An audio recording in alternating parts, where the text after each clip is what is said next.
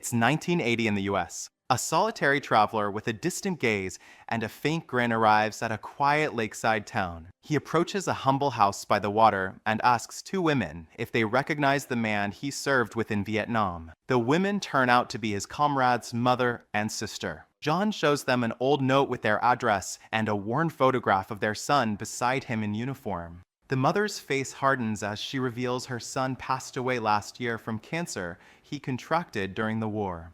She's certain Agent Orange, the herbicide used in the conflict, was the cause. The poisonous chemical decimated forests and ruined lives.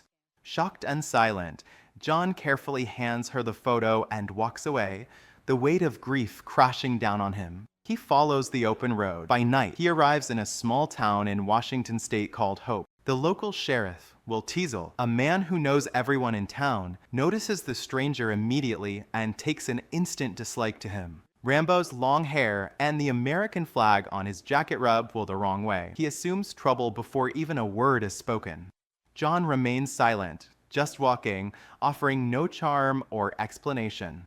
After a pause, Will offers him a ride, and John agrees. He tells the sheriff he's headed to Portland, but Teasel doesn't believe him. Portland's in the opposite direction. When John mentions he just wants some food, Will tells him the nearest diner is 50 kilometers away. The message is clear. He wants him gone. Will prides himself on keeping Hope clean and quiet. A drifter like John, silent and intense, feels like a threat to Will. It's better to prevent trouble before it starts. At the edge of town, he drops Rambo off and warns him not to come back. John says nothing, his military composure holding back whatever turmoil stirs inside. As light rain begins, he turns around and heads back toward town. He doesn't even wait for the sheriff's car to disappear. He knows how unfairly he's been treated, and he won't let it slide. Will sees him and cuts him off again. This time, John doesn't acknowledge him. When the sheriff grabs his arm, John shakes it off with precision. That's enough for Will. He pulls his gun and arrests him. A combat knife is found on John's belt. Will asks why he'd carry a knife like that. For hunting, John replies. Will ignores his explanation and drags him to the station. At the jail, things get worse. Will books him for vagrancy, resisting arrest, and carrying a concealed weapon.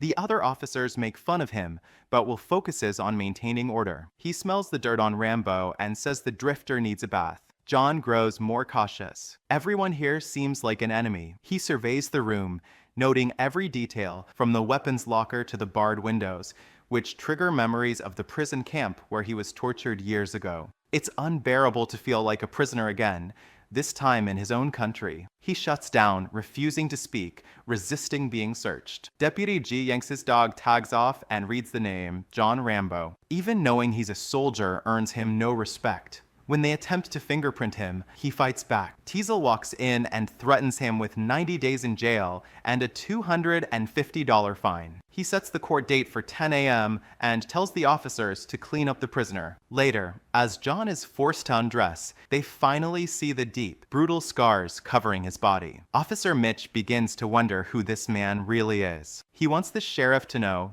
but G has no patience. He spins Rambo around and strikes him with a baton. Then comes the final humiliation. They spray him with high-pressure water, laughing as if it's a game.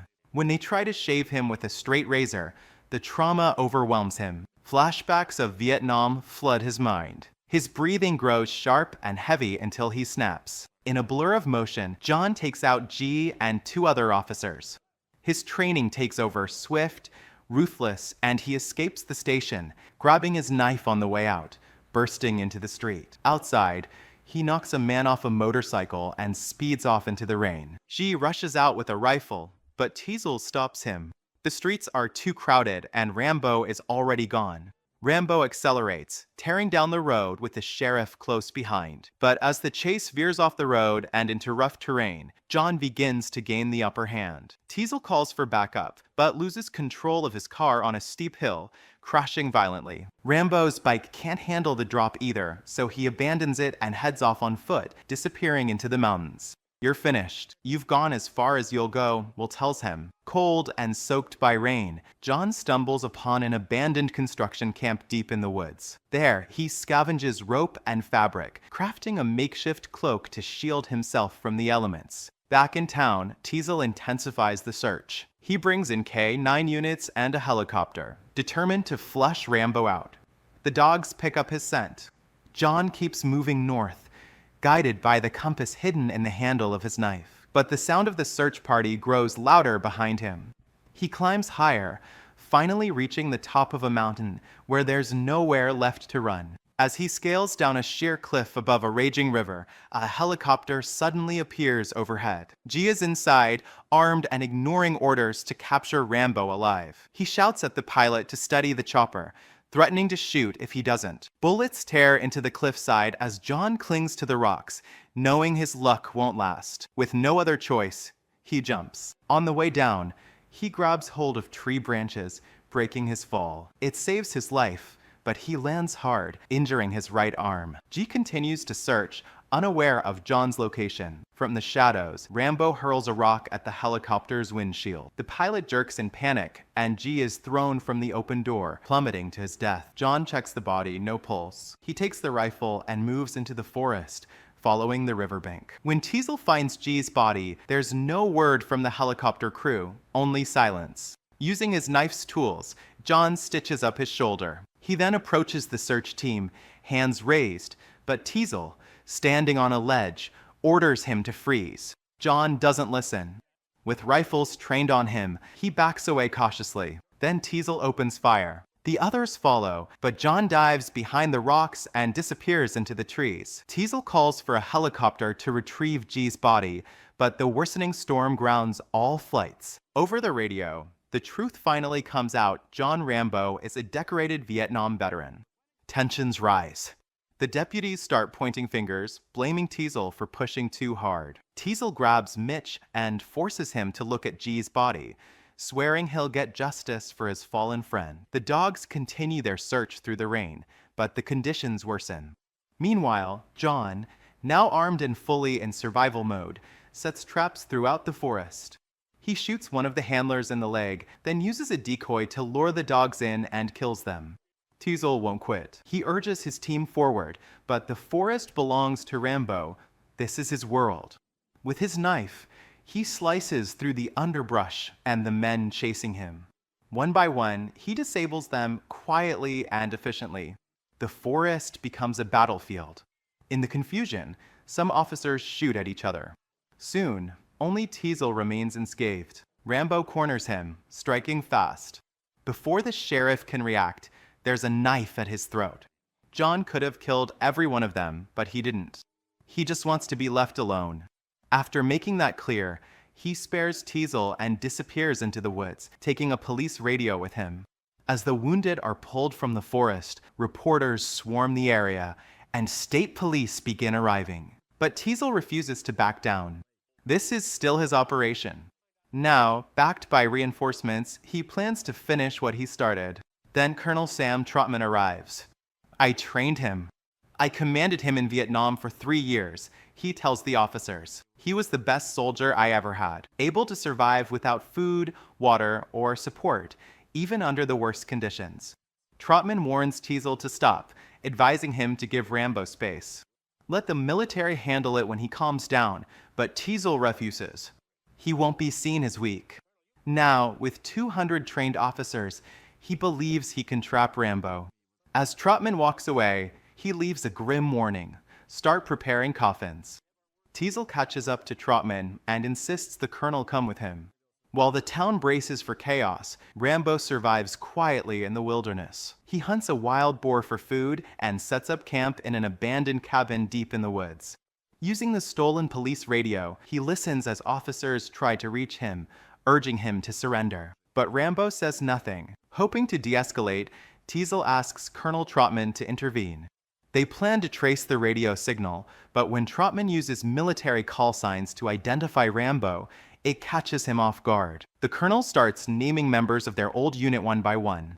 John finally responds, saying he's the only one left alive. Trotman offers his condolences and pleads with John to surrender, but Rambo says it's too late. It all began when the sheriff drew first blood. The line goes silent. It's enough. The trace reveals John's location. At dawn, officers move into the mountains, but once again, Rambo slips past them. He nearly kills a young hunter before realizing the kid poses no threat and lets him go. The other hunters aren't so lucky. They spot Rambo and fire warning shots to alert the police. John finds an abandoned mine and rushes inside. The officers surround the entrance and open fire, not expecting him to return fire with an automatic rifle. A lieutenant gives him 3 seconds to surrender. When there's no response, they fire a rocket into the mine. The blast triggers a cave-in, sealing the entrance, but Rambo escapes deeper into the tunnels just in time. Outside, the officers celebrate, snapping pictures and declaring victory. When Teasel arrives and sees what happened, he's furious. His orders not to fire were ignored. Now, they'll need a body to clean this up. Trotman arrives and challenges the sheriff's ego once again. But Teasel, worn thin and still trying to maintain control, storms off. With the bulldozer hours away, he heads back to the station exhausted. Meanwhile, in the pitch-black mine, Rambo discovers old barrels of fuel. He lights a torch and presses forward, only to slip waist-deep into cold water. Hoping the underground stream leads somewhere, he follows it until a swarm of rats attacks. Fighting them off, he notices the smoke rising from the torch and follows the airflow. It leads him back to the surface. At the same time, Teasel finds Trotman in a local bar. Calmer now, the sheriff apologizes. "Look, if I was out of line before, I just want to apologize," he says. He asks Trotman what he would have done in his place. He admits he nearly killed Rambo himself, but something made him hold back. Trotman doesn't answer. It's been too long since he's seen the man John became. They assume John didn't survive the cave-in, but neither of them is entirely sure. Rambo, however, is very much alive. He spots a convoy on the highway and jumps onto a military truck. Climbing into the cab, he holds the driver at knife point and learns the vehicle is carrying M60 machine guns and ammunition. He throws the driver out.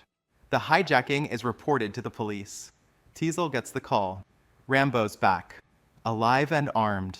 As John drives, a patrol car opens fire, shattering the truck's side window. He forces it off the road, crashing it into a parked vehicle, then smashes through a roadblock and charges into the heart of Hope. At a gas station, he crashes the truck. Fuel bursts from the pumps, and he lights the trail, triggering a massive explosion that cuts off pursuit and plunges the town into chaos. Now carrying the M60, Rambo walks into Hope, ready for war.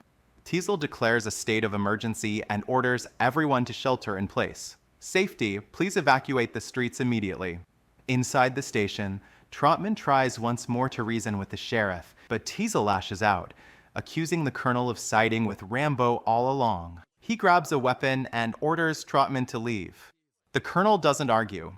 He warns Teasel again. This won't end well. He offers to speak to John himself, the only one who might still reach him, but Teasel refuses to give up his town. As emergency crews battle fires, Rambo stays hidden in the shadows. Teasel climbs to the station's attic, suspecting John is coming for him. He checks the roof while gunshots echo through the streets. Rambo shoots out transformers, blacking out entire blocks. He fires into storefronts to scatter the police, then sneaks into a gun shop and sets off a chain reaction, igniting the powder and ammo. The explosion rocks the street. Teasel scrambles, unsure where the next shot will come from. Then Rambo opens fire on the police station itself, tearing through the structure. He enters the building, knowing Teasel is above him. The sheriff fires first, but John blasts upward, sending him crashing through the skylight. Teasel hits the floor, wounded. Rambo stands over him, ready to finish it. But before he can pull the trigger, Trotman's voice cuts through the smoke. The colonel tells John to stop. Teasel groans from the floor, still throwing insults, calling John insane. But Trotman doesn't flinch. He speaks with calm authority, warning that if Rambo continues, the full weight of the U.S. Army will descend on him and no one will walk out alive. Finally, Rambo speaks. He breaks, unleashing everything he's held inside. He didn't ask for this. He served his country. He fought its war. But when he came home, he was cast aside. In Vietnam, he handled millions in military tech, but now he can't even hold a job. No one respects him. Everyone calls him a drifter. He gave everything and got nothing back. Tears mix with anger, and nobody would help. Nobody help. I want to go home. His voice cracks as he remembers his friends, all gone. He tells Trotman how one of them exploded on a landmine right in front of him. That image never left. Civilian life never offered healing. He can't sleep, can't talk to anyone. So he talks to the ghosts of the men he lost. And every year, the pain only grows. Trotman steps forward and pulls John into a quiet embrace. It's not just a gesture. It's the only safety Rambo has felt in years. For a moment, the weight lifts. With the colonel by his side, John lowers his weapon and surrenders. The war outside ends, and so does the one raging inside him. This iconic action film is based on the best-selling novel by David Morrell, but behind the scenes, the story almost took a very different path. The original cut was such a disappointment to Sylvester Stallone, who starred as Rambo, that he attempted to buy the rights just to destroy every copy.